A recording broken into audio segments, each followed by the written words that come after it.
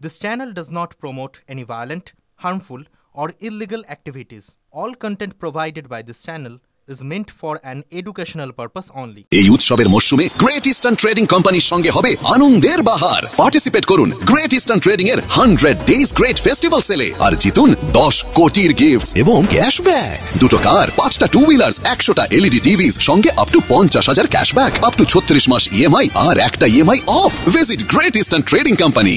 ভাগীরথী নদীর উপর সেতু তৈরির জন্য জমি অধিগ্রহণের টাকা তছরূপের অভিযোগ। শুরু হতে না হতেই বন্ধ মাটি পরীক্ষার কাজ। টাকা না পাওয়ায় সয়েল টেস্টিং এর কাজ বন্ধ করে প্রতিবাদ জমিদাতাদের একাংশে।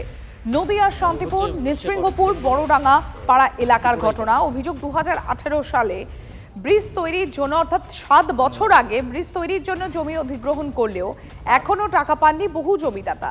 জমিদাতাদের টাকা লুটেপুটে খেয়েছে তৃণমূল নেতারা। তদন্ত হলে সব জেলে যাবে কটাক্ষ বিরোধীদের।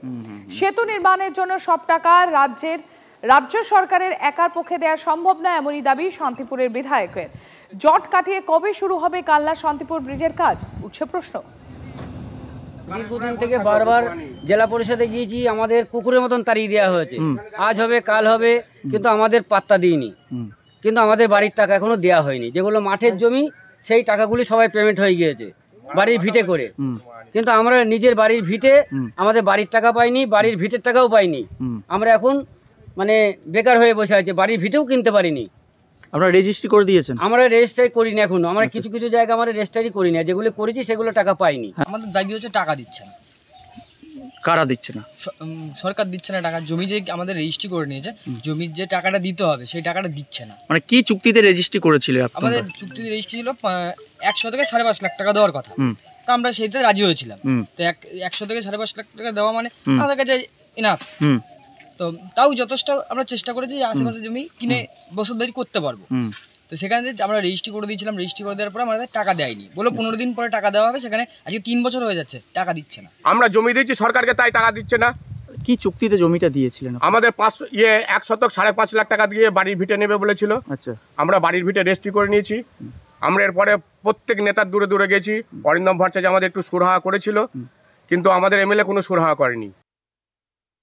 এটা সত্য যে সেখানকার যে সমস্ত চাষিরা আজকে বা জমিদাতারা যে সমস্ত আন্দোলন করছে, সেই আন্দোলনের সঙ্গে সম্পূর্ণ আমি সহমত। তার কারণ এলাকার যে স্থানীয় বিধায়ক তিনি বলছেন যে চাষিরা টাকা পেয়ে গেছে। চাষিরা কি তাদের জমির ন্যায্য মূল্য পেয়েছে উনি দাবি করে বলতে পারেন?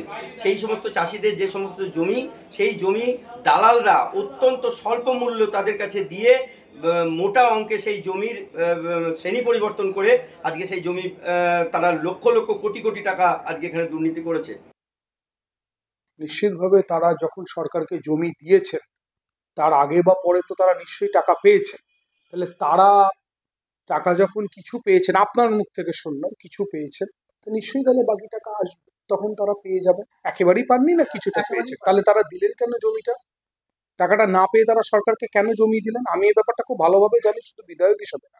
সরকার আমাদের নিজস্ব জমি দুবার নিয়েছে, একবার 78 সালে, একবার 2012-13 সালে। সেজন্য আমরা টাকা না পেয়ে সরকারকে জমি দেবো কেন? এই মহানুভবতার কারণ